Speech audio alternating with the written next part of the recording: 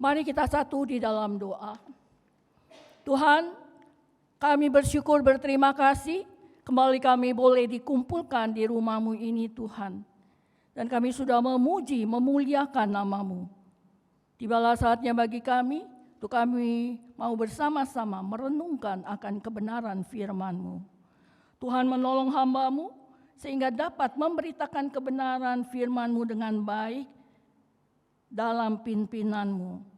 Dan Tuhan juga memberkati Roh Kudus-Mu boleh hadir sehingga setiap jemaat-Mu dapat memahami, mengerti, dan hamba-Mu yang mempersiapkan dan juga jemaat-Mu yang mendengarkan, kami boleh sama-sama bertumbuh di dalam kebenaran firman-Mu. Terima kasih Tuhan. Di dalam nama-Mu kami sudah berdoa dan mengucap syukur. Amin. Silakan duduk Bapak Ibu Saudara sekalian. Hari ini tema yang diberikan adalah pujian yang palsu. Nats yang dibaca tadi dari Kisah Para Rasul 16 ayat 13 sampai dengan ayat yang ke-18. Mari kita mau melihat di sini pujian yang palsu. Itulah tema kita pada pagi hari ini.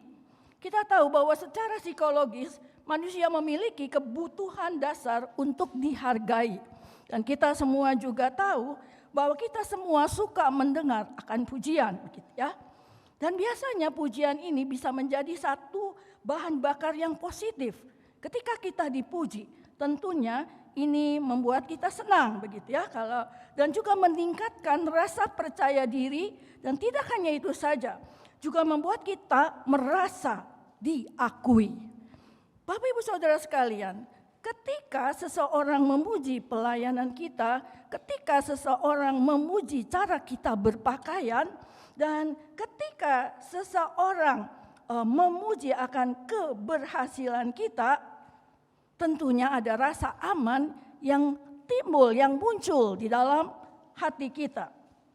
Yang menjadi satu pertanyaan di sini adalah, apakah setiap pujian atau setiap perkataan manis yang kita dengar itu selalu lahir dari ketulusan?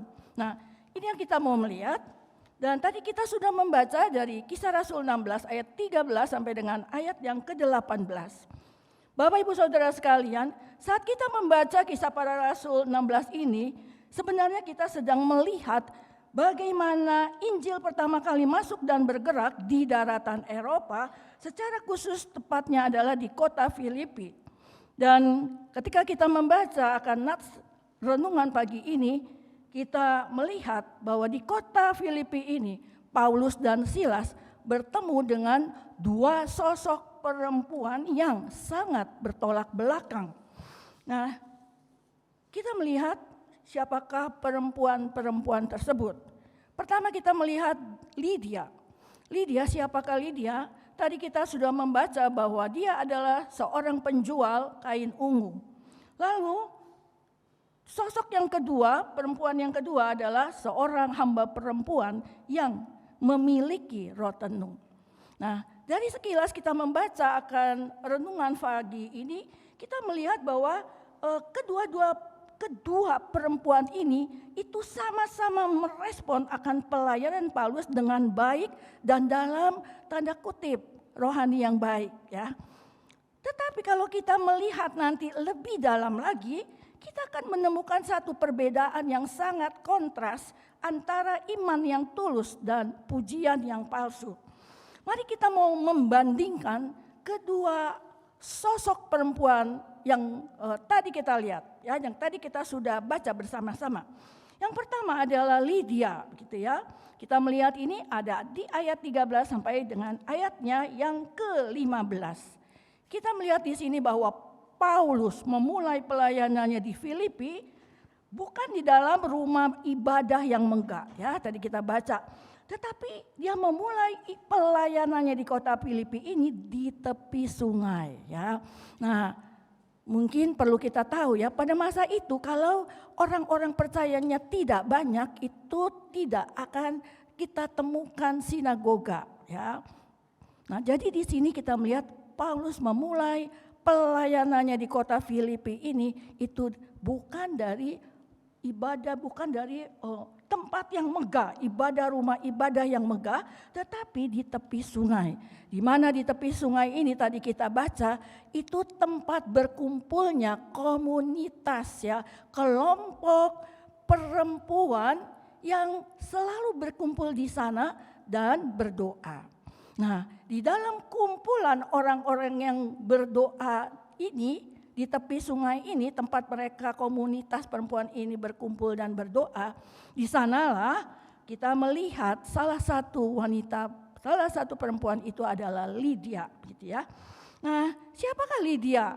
Ya, Alkitab mencatat bahwa dia adalah seorang penjual kain ungu dari kota Tiatira. Dan kita tahu bahwa kain ungu ya pada masa itu merupakan barang yang mewah. Dan kain ungu itu hanya digunakan oleh kaum bangsawan dan orang-orang kaya pada masa itu. Jadi kalau kita melihat di sini, si Lydia ini itu dia adalah seorang pebisnis wanita ya, kalau kita bisa mengatakan sekarang business woman ya. Nah, kalau kita melihat di sinilah si Lydia ini merupakan wanita pebisnis yang sukses dan juga mapan, mandiri begitu ya. Nah, kalau kita lihat juga di dalam konteks yang sudah kita baca, meskipun si Lydia ini dia begitu kaya, mapan, sukses, tetapi di dalam hatinya dia memiliki kehausan rohani untuk mendekat kepada Allah. Kita melihat itu ketika Lydia ini pada hari Sabat dia datang ke tepi sungai itu. Dia datang ke tempat di mana perempuan-perempuan itu berkumpul dan berdoa bersama di sana. Nah, ini yang kita mau melihat. Ini loh Lydia yang wanita pebisnis yang sukses dan mapan, tetapi hatinya begitu punya kerinduan yang mendalam untuk mendekat kepada Allah. Lalu hal yang menarik ya, kita lihat di ayat 14 ya. Ketika Paulus berbicara, di situ dikatakan Alkitab mencatat Tuhan membuka hatinya. Jadi ada penekanan Tuhan. Ketika Paulus memberitakan firman, Tuhan membuka hati Lydia, di situ dicatat di ayat 14, sehingga ia memperhatikan apa yang dikatakan oleh Paulus. Nah, dan kita melihat firman diberitakan, Roh Kudus hadir, begitu ya. Roh Kudus hadir dan ada ketaatan, ya, ada ketundukan daripada Lydia ini akan firman, dan ketaatan ketundukan itu berdampak dengan pertumbuhan iman, dan pertumbuhan iman ini adalah pertumbuhan iman yang nyata di dalam kehidupannya. Kalau kita melihat jelas sekali ya bahwa ketika dikatakan di sana Tuhan membuka hatinya, Roh Kudus hadir begitu. Dan kita melihat satu respon yang disertai dengan tindakan yang nyata. Kenapa? Di situ dikatakan bahwa Lydia dan seisi rumahnya memberi diri dibaptis. Dan tidak hanya itu saja. Di situ dikatakan juga Lydia membuka rumahnya bagi Rasul Paulus dan timnya itu untuk menginap di rumahnya selama mereka memberitakan firman di kota Filipi. Artinya Lydia membuka rumahnya tempat menampung akan Paulus dan timnya di dalam mereka melakukan tugas dalam pemberitaan Injil. Nah, yang mungkin kita tekankan di sini ya, ketika hatinya dibuka, Roh Kudus bekerja begitu ya, dikatakan itu Lydia dan seisi keluarganya memberi diri dibaptis ya.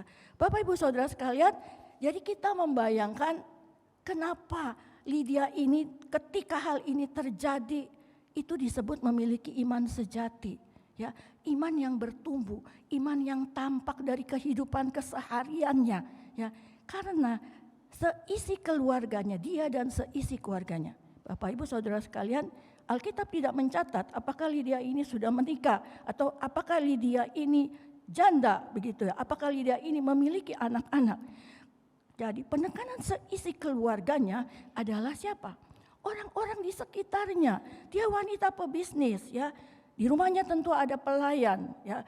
Dia wanita pebisnis, tentunya dia juga memiliki karyawan-karyawan yang banyak. Dan iman yang tulus itu nampak dari kehidupan kesehariannya, sehingga ketika orang-orang di sekitarnya ini melihat ada Tuhan dalam kehidupan Lydia, dan mereka menjadi percaya kepada Yesus Kristus. Jadi ini respon Lydia, tidak hanya dia memiliki iman percaya kepada Yesus yang sungguh, tetapi bertumbuh, berdampak, menjadi berkat bagi orang-orang sekitarnya. Ini loh kenapa dikatakan iman Lydia adalah iman yang sejati.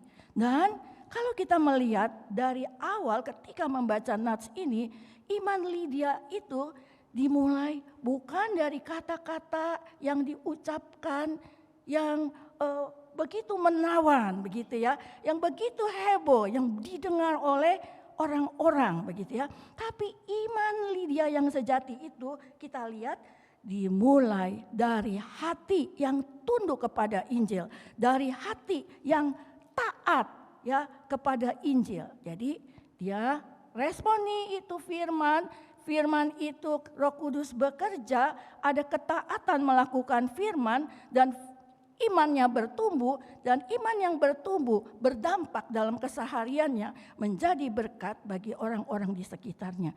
Ini penekanan di dalam Lydia, ya. Dan kita melihat bahwa iman Lydia ini tidak hanya mendatangkan damai sejahtera di dalam kehidupannya secara pribadi, tetapi juga kehidupan bagi orang-orang di sekitarnya.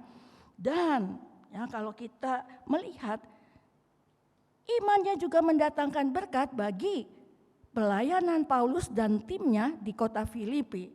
Dan bukan hanya itu saja. Dicatat bahwa di kemudian hari, rumah Lydia ini menjadi tempat orang-orang, jemaat-jemaat, tempat berkumpulnya jemaat pertama di Filipi. Jadi rumah Lydia menjadi bakal gereja di Filipi. Ini yang kita lihat dari Lydia, gitu ya. Mari kita melihat ayat selanjutnya. Tadi kita lihat ayat 13 sampai dengan ayat 15. Lalu ayat 16 sampai dengan ayat 17. Nah, disinilah kita mau mengkontraskan Lydia dengan perempuan, sosok perempuan yang kedua, yaitu siapa? Hamba perempuan yang memiliki roh tenung. Nah, di sini dikatakan hamba seperti yang kita baca di dalam nats Alkitab tadi, karena dia hamba artinya dia punya tuan, ya. Karena dia punya hamba yang memiliki roh tenung, ada bosnya, ada tuannya, ada majikannya, begitu ya. Nah, jadi kita sudah membaca tadi bahwa ini hamba perempuan yang memiliki roh tenung, begitu ya.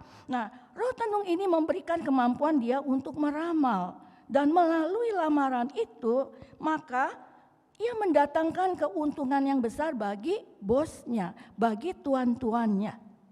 Nah, itu yang kita melihat dari sosok hamba perempuan yang memiliki roh tenung. Tetapi ada satu hal yang mau kita perhatikan dengan baik, ya. Kita melihat itu ada di ayatnya yang ke-17, ya. Tadi kita sudah melihat ayat 13 sampai 15, lalu ayat 16 kita melihat sosok hamba perempuan yang memiliki roh tenung. Menarik di ayat 17, ya. Dikatakan di sana ketika perempuan ini bertemu dengan Rasul Paulus, dia tidak diam seperti Lydia, ya. Tapi tadi kita baca dia mengikuti Rasul Paulus dari belakang sambil berteriak-teriak, ya. Teriaknya adalah orang-orang ini adalah hamba Allah yang maha tinggi. Orang-orang ini mereka memberitakan jalan keselamatan, ya, kepadamu. Ya. Nah, Ini ya teriakan yang dicatat di ayat 17. Bapak Ibu Saudara sekalian, kalau kita memperhatikan kalimat ini, maka secara teologis kalimat perempuan ini 100% benar, gitu ya. Benar kan? Kalau kita lihat, Paulus memang hamba Allah. Lalu kita lihat, Paulus dan timnya memang memberitakan Injil, membawa orang-orang kepada jalan keselamatan, gitu ya. Nah, tetapi sekali lagi inilah yang kita mau melihat bahwa ini loh, pujian ini adalah pujian yang palsu. Kenapa dikatakan palsu? Karena jelas sumbernya bukan dari Roh Kudus. Sumbernya adalah dari roh tenung, sumbernya adalah dari roh jahat. Jadi kita lihat pujian ini tidak lahir dari hati yang bertobat seperti Lydia. Tetapi pujian itu keluar dari mulut roh jahat yang sedang merasuki hamba perempuan ini. Bapak Ibu Saudara sekalian, kita boleh diingatkan bahwa iblis tidak selalu menyerang iman kita dengan cara menolak Tuhan secara terang-terangan, ya. Iblis punya banyak strategi, ya. Dan salah satu strategi iblis yang paling berbahaya adalah apa? Meniru hal-hal yang rohani, ya. Nah, kita lihat seperti apa meniru hal-hal yang rohani di dalam konteks ini, gitu ya. Kita lihat bukan satu kebetulan kalau di sini iblis memakai strategi memuji, begitu ya. Sekali lagi iblis suka meniru apa yang Tuhan lakukan. Tetapi bedanya kalau iblis yang melakukan tentunya punya motivasi yang merusak, gitu ya. Jadi kita lihat tadi, iblis melihat nih, Tuhan bekerja di dalam hati Lydia. Dan ketika iblis melihat Tuhan bekerja di dalam hati Lydia, menggerakkan Lydia, sehingga Lydia ini tadi kita sudah tahu mendukung pelayanan Paulus lewat perbuatannya yang nyata, ya. Baik dia dan seisi rumahnya memberi diri dibaptis, rumahnya menjadi tempat tinggal Paulus dan timnya, begitu ya. Lihat, ini iblis perhatikan, iblis melihatnya, begitu ya. Dan iblis menirunya. Lewat siapa? Ini lewat memakai perempuan yang memiliki roh tenung ini untuk mendukung pelayanan Paulus lewat kata-kata pujian yang heboh di depan umum yang tadi kita sudah melihat ada di ayat 17. Jadi kita melihat di sinilah letak strategi iblis yang licik, begitu ya. Nah, kita tahu bahwa iblis tidak bisa menghentikan, iblis tahu bahwa dia tidak bisa menghentikan Paulus dengan cara frontal pada saat itu. Jadi dia mengubah strateginya, yaitu strategi singa yang mengaum menjadi strategi serigala berbulu domba, ya. Jadi kita melihat di sini iblis berpura-pura menjadi tim sukses bagi Rasul Paulus, gitu ya. Nah, apa tujuan iblis di sini? Tentunya iblis punya satu motivasi, keinginan dengan apa yang dilakukan. Iblis ingin supaya orang-orang di Filipi itu berpikir bahwa kuasa ramalan dari hamba perempuan yang memiliki roh tenung itu sama, ya, sumbernya. Jadi sumbernya itu sama dari Allah, sumbernya bersumber dari Allah yang sama dengan Allah yang disembah oleh Rasul Paulus, ya. Kita lihat di sini motivasi atau tujuan iblis. Iblis mau mencampur adukan kebenaran dengan kesesatan, gitu ya. Jadi Bapak Ibu Saudara sekalian, kita lihat di sini. Kalau saat itu ada orang-orang percaya yang tidak peka di Filipi, mereka akan mengira bahwa kerohanian daripada hamba perempuan yang memiliki roh tenung ini sama dengan Lydia, begitu ya. Nah, inilah yang kita lihat bahaya terbesar dari pujian yang palsu. Dia menyamar begitu mirip dengan pekerjaan Roh Kudus sehingga dia bisa menipu orang-orang yang tentunya tidak waspada, ya. Jadi ini kita lihat, kita sudah membandingkan dua tokoh dari ayat 13 sampai dengan ayat yang ke-17. Bisa dilihat terus, ada salah, terus lagi. Iya, jadi kita udah lihat, lalu lihat kita bisa tahu dong ini kita lagi membandingkan begitu ya. Nah, di sini ketika kita melihat jelas sekali ada perbedaannya yang nyata begitu ya. Karena Roh Kudus yang ada di dalam diri Lydia, tadi kita sudah bersama-sama melihat kebenaran firman Tuhan ini. Jadi Lydia di sini memuliakan Tuhan dengan menyerahkan hidupnya. Lydia di sini memuliakan Tuhan dengan rumahnya untuk pekerjaan Injil begitu ya. Nah, sedangkan roh hamba perempuan yang memiliki roh tenung itu, kita lihat dia memuji Rasul Paulus dan dia memuji hanya di bibirnya saja, ini roh tenung begitu ya. Tetapi dia tetap mengikat hidup perempuan itu dengan di dalam perbudakan dosa dan roh tenungnya. Jadi ya, kita lihat bahwa pujian perempuan itu, hamba perempuan itu tidak membawa pertobatan ya, tetapi hanya menghasilkan tontonan dan sensasi saja ya. Ini yang kita lihat perbedaan yang ada. Oke, kita kembali mundur begitu ya. Sekarang kita mau melihat di ayatnya kita mau melihat ayatnya yang selanjutnya, ayat 18 ya. Di sini kita mau melihat sensitivitas Rasul Paulus, sensitif, peka begitu ya. Yang menarik begitu. Di ayat 17 tadi kita lihat bahwa perempuan ini mengikuti Paulus dan berteriak, orang-orang ini adalah hamba Allah yang Maha Tinggi. Mereka memberitakan kepadamu jalan keselamatan gitu ya. Nah, Bapak Ibu Saudara sekalian, di ayat 18 itu dikatakan juga di sana, di ayat 18 dikatakan hal itu dilakukan oleh hamba yang memiliki roh tenung ini beberapa hari lamanya. Artinya enggak hanya 1 hari, beberapa hari, lebih dari 1 hari gitu ya. Nah, sekali lagi pujian dari hamba perempuan yang punya roh tenung ini itu dirancang untuk apa? Ini membuat Paulus menjadi sombong ya. Dia mau Paulus menjadi sombong. Paulus menjadi merasa diri hebat. Paulus menjadi kehilangan kepekaan rohaninya karena terbuai oleh pujian.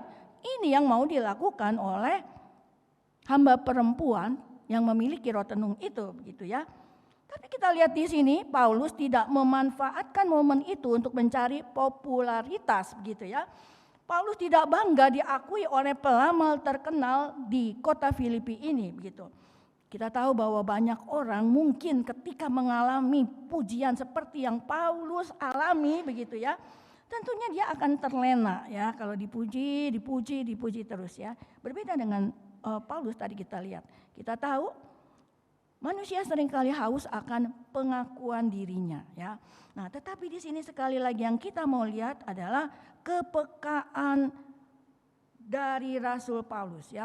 Rasul Paulus memiliki sensitivitas, kepekaan rohani yang tajam ya. Kenapa? Ternyata di sini Paulus tidak terkecoh ya, tidak terkecoh dengan pujian itu begitu ya. Di ayat 18 mengatakan Paulus merasa terganggu ya. Mari terganggu, kita bayangkan ya. Setiap kali Paulus mau berbicara, setiap kali Paulus mau mengajar begitu ya, hamba perempuan ini terus ya berteriak di belakang dia dengan kalimat yang sama, yang heboh, yang secara histeris begitu ya. Nah, Bapak Ibu Saudara sekalian, di sini Paulus tahu bahwa pekerjaan Tuhan tidak boleh didukung oleh kuasa kegelapan. Kebenaran tidak butuh kesaksian dari roh tenung, roh jahat, roh iblis. Jadi di sini Paulus tidak kompromi gitu ya. Tadi kita lihat apa yang dilakukan Paulus itu dikatakan itu salah ya. Itu harusnya memerintahkan. Jadi Paulus berpaling kepada hamba perempuan itu dan berkata kepada roh itu, aku memerintahkan engkau dalam nama Yesus Kristus supaya keluar dari perempuan ini. Dan seketika itu roh itu keluar ya dari hamba perempuan yang memiliki roh tenung ini. Jadi Bapak Ibu Saudara sekalian, kalau kita melihat di sini Paulus memilih untuk melepaskan hamba perempuan ini dari ikatan iblis meskipun dia tahu resikonya. Apa resikonya Bapak Ibu Saudara sekalian? Ini hamba perempuan, ini ada pemiliknya, tuan-tuan ya. Ketika hamba perempuan ini tidak lagi memiliki roh tenung, maka si bos, si tuan pemilik hamba perempuan itu tidak lagi mendapatkan penghasilan dari hamba perempuan tersebut ya. Dan apa resiko Rasul Paulus di sini?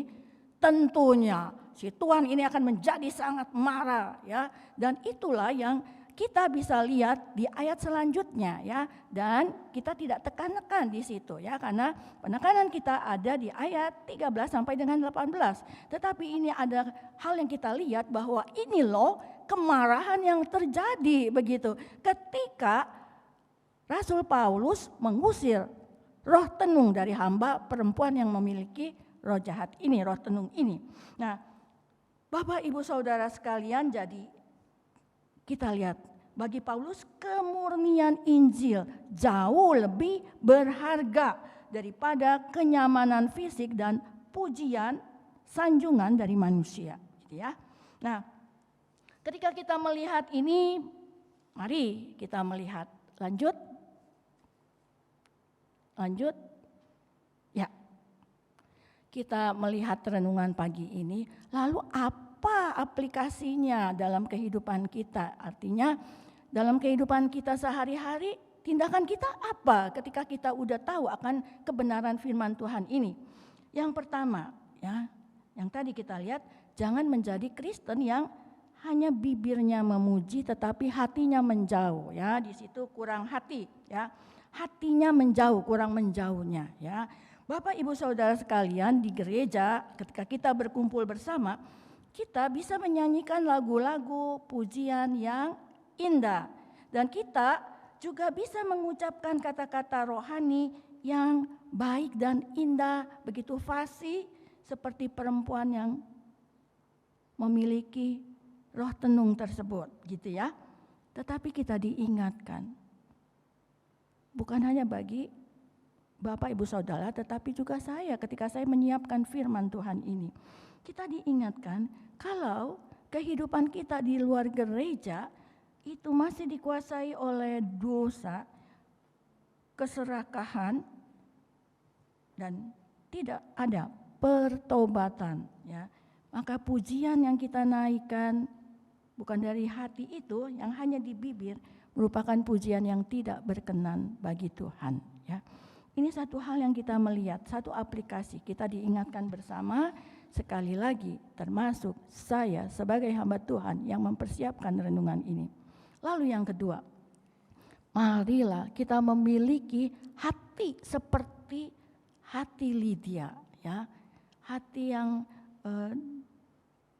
datang dengan ketika firman disampaikan, Roh Kudus bekerja, ya, dan timbullah ketaatan untuk melakukan firman.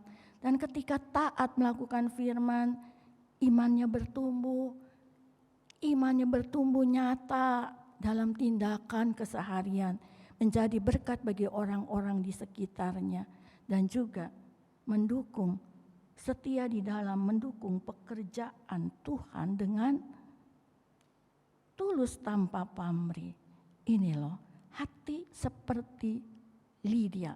Mari kita belajar untuk memiliki hati seperti Lydia, ya. Lalu poin yang ketiga, uji setiap motivasi di balik kata-kata pujian, ya. Bapak Ibu Saudara sekalian, mungkin di sini ada yang masih bekerja begitu, ya. Biasanya dalam komunitas kita bersama dengan teman-teman, baik di tempat kerja kita maupun dalam komunitas kita, dalam pelayanan kita di gereja, kita akan sering bertemu dengan pujian palsu, ya. Nah, Bapak Ibu Saudara sekalian, hal yang sederhana gitu ya, kalau kita di kantor. Dulu saya pernah bekerja, ya, di sekuler begitu ya. Jadi kadang kita bisa memperhatikan kalau ada teman kita yang dia puji ya, si bos puji si bos gitu.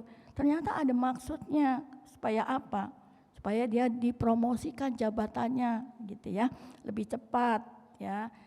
Lebih itu yang kita lihat ya. Tapi ada juga dalam pertemanan kita ya, ada teman kita yang selalu memuji-muji kita begitu hebat ya di depan umum. Wow, kebaikan kita terus kita dipuji-puji. Tapi di belakang kita dia menusuk kita dari belakang ya. Nah, ini jadi mari lewat renungan ini uji setiap motivasi di balik kata-kata pujian.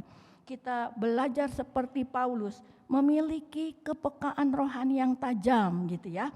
Jadi uji setiap pujian itu, ujilah apakah pujian itu tulus untuk membangun kita atau sebaliknya.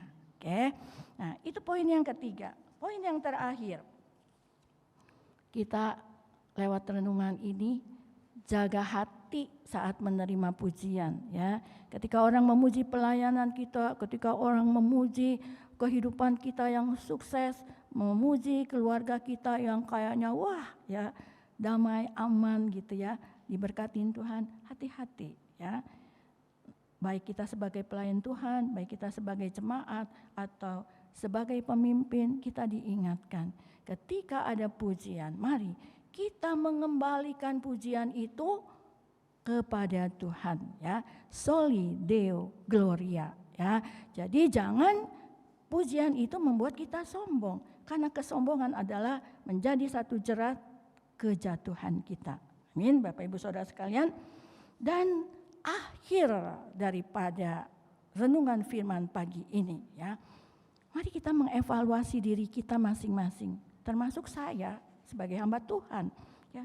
Ketika kita datang beribadah di rumah Tuhan, ketika kita melayani Tuhan di dalam rumah Tuhan ya, respon siapakah yang ada di dalam diri kita ya? Respon siapa? Apakah kita merespon seperti Lydia dengan hati yang tulus, ketaatan, iman yang bertumbuh menjadi berkat bagi sesama, menjadi berkat bagi Tuhan dalam mendukung pekerjaan Tuhan dengan tulus tanpa pamrih?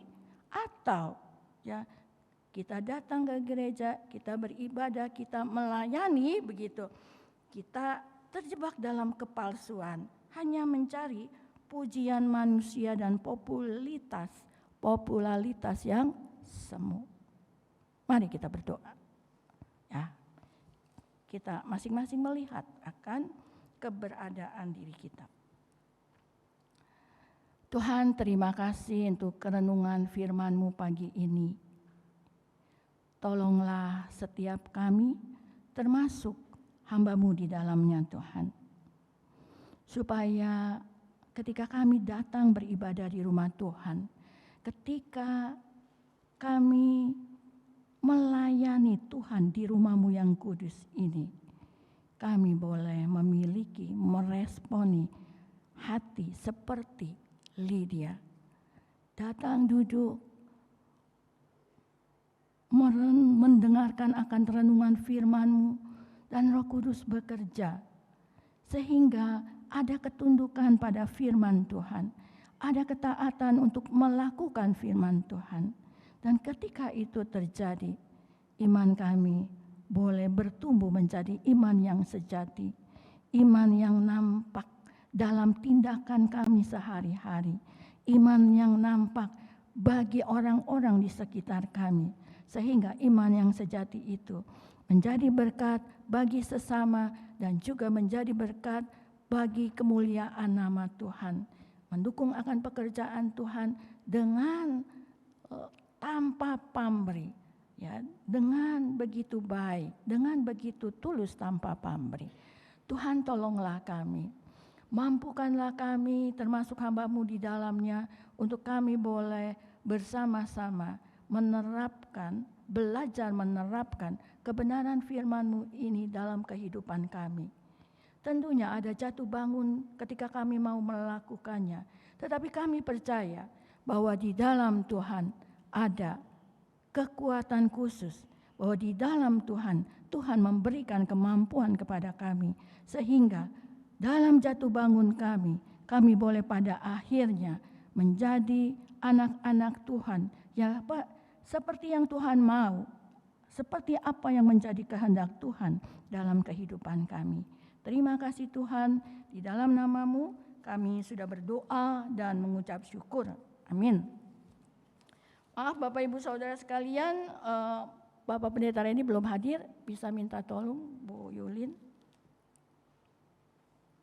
Karena di WA Group, beliau akan menutup akan ibadah kita pada hari ini ya, tapi karena belum hadir, mari kita mau meresponinya. Saya mengundang Bapak Ibu Saudara untuk bangkit berdiri. Kita akan bersama-sama mengikrarkan pengakuan iman rasuli. Pengakuan iman rasuli. Aku percaya kepada Allah Bapa yang Maha Kuasa Khalik langit dan bumi, dan kepada Yesus Kristus anaknya yang tunggal Tuhan kita, yang dikandung dari Roh Kudus, lahir dari anak darah Maria, yang menderita sengsara di bawah pemerintahan Pontius Pilatus, disalibkan, mati dan dikuburkan, turun ke dalam kerajaan maut, dan pada hari yang ketiga bangkit pula dari antara orang mati, naik ke surga, duduk di sebelah kanan Allah Bapa yang Maha Kuasa, dan dari sana Dia akan datang untuk menghakimi orang yang hidup dan yang mati. Aku percaya kepada Roh Kudus, gereja yang kudus dan am, persekutuan orang kudus, pengampunan dosa, kebangkitan tubuh dan hidup yang kekal. Amin. Mari kita akan meresponi akan firman Tuhan pagi ini dengan pujian nomor 4. Terpujilah Allah, hikmat terpujilah Allah.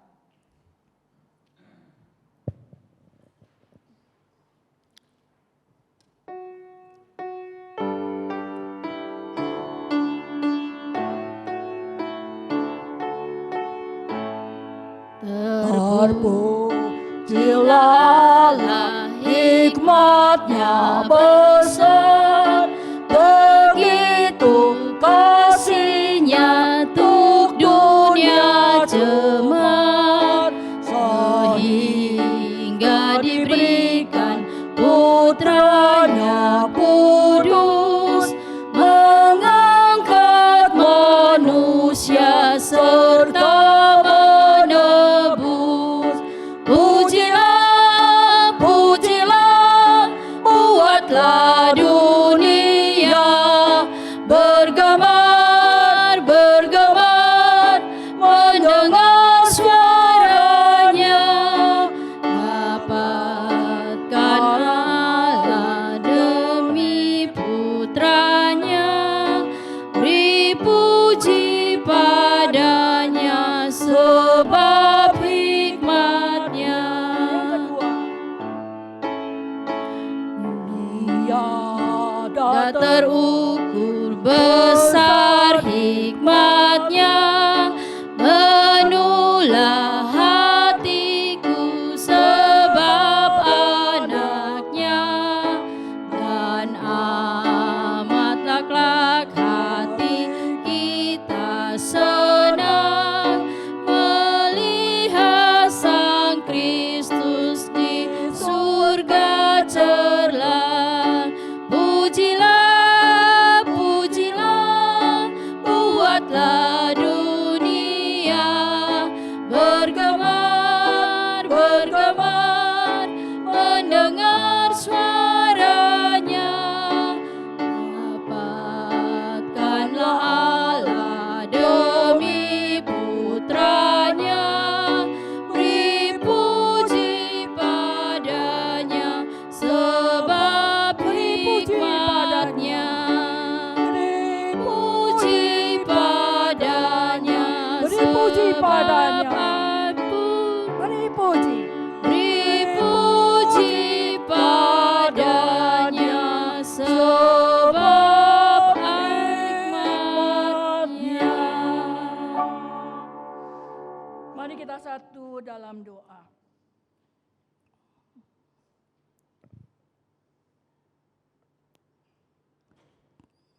Janganlah takut.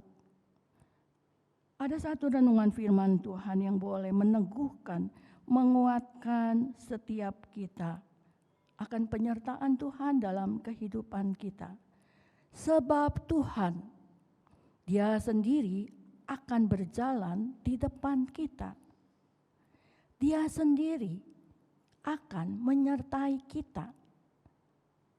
Dia tidak pernah meninggalkan kita dan membiarkan kita. Karena itu firman Tuhan mengatakan, janganlah takut dan janganlah patah hati. Tuhan inilah yang menjadi janji kebenaran firman-Mu bagi setiap kami anak-anak-Mu. Karena itu ketika saat ini ada jemaat-jemaat-Mu yang mengalami masalah, apapun masalah itu, biarlah janji firman-Mu ini yang ya dan amin boleh meneguhkan iman setiap kami, termasuk hamba-Mu di dalamnya. Bahwa ada Tuhan di dekat kami, ada Tuhan yang menyertai perjalanan hari lepas hari di dalam kehidupan kami. Terima kasih Tuhan. Ini menjadi satu hal yang meneguhkan iman kami, bahwa di tengah setiap masalah, Tuhan hadir dalam kehidupan kami. Dan Tuhan tidak hanya hadir, Tuhan memberikan solusi yang terbaik di tengah setiap kesulitan itu. Biarlah Tuhan di tengah kami menanti akan pertolongan Tuhan. Berikan setiap kami di tengah masalah pergumulan kami kesabaran yang daripada-Mu. Sehingga lewat itu kami boleh sekali lagi mengalami perjumpaan dengan-Mu di tengah kesulitan yang kami hadapi.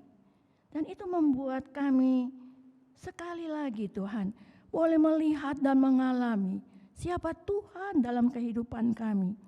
Tuhan yang mampu melakukan segala perkara di luar dari apa yang dapat dilakukan manusia.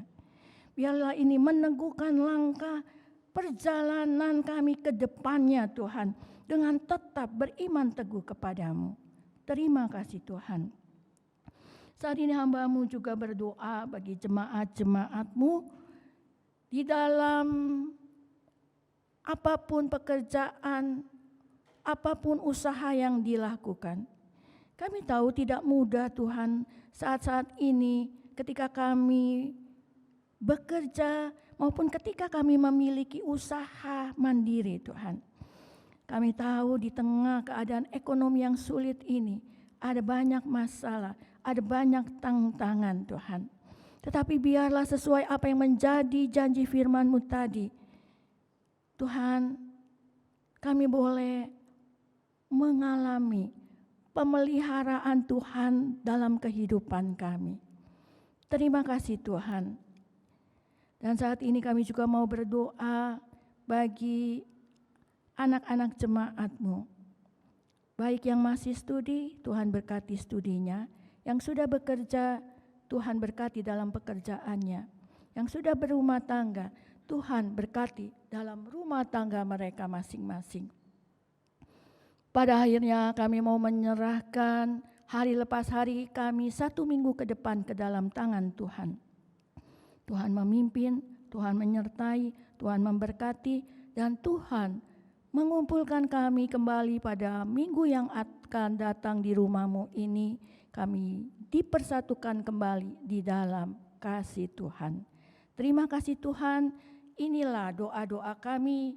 Biarlah Tuhan menyempurnakan doa-doa ini seperti Tuhan sudah mengajarkan kepada kami doa Bapa kami. Bapa kami yang di surga, dikuduskanlah nama-Mu, datanglah kerajaan-Mu, jadilah kehendak-Mu di bumi seperti di surga.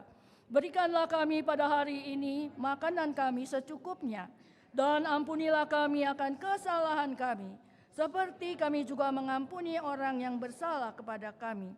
Dan janganlah membawa kami ke dalam pencobaan, tetapi lepaskanlah kami daripada yang jahat.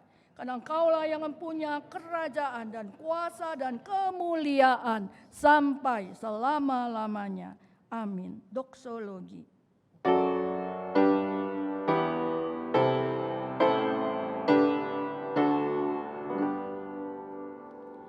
Bagi Bapa, Anak,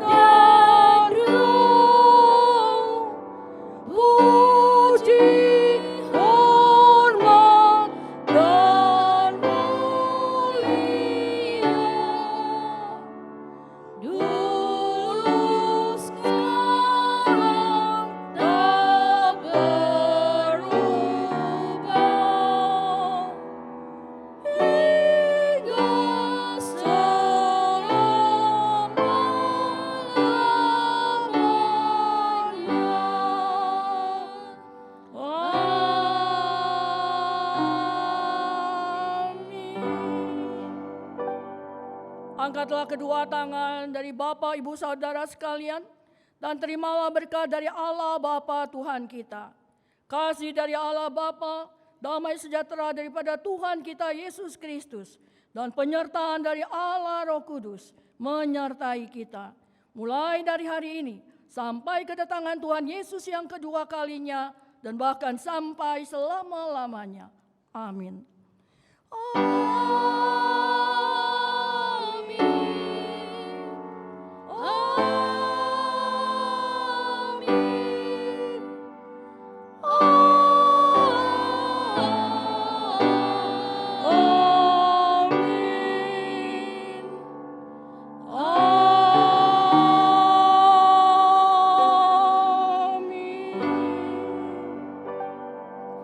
Amin, silakan duduk, saat teduh dan berdoa masing-masing. Ibadah minggu selesai, Tuhan Yesus memberkati kita semua.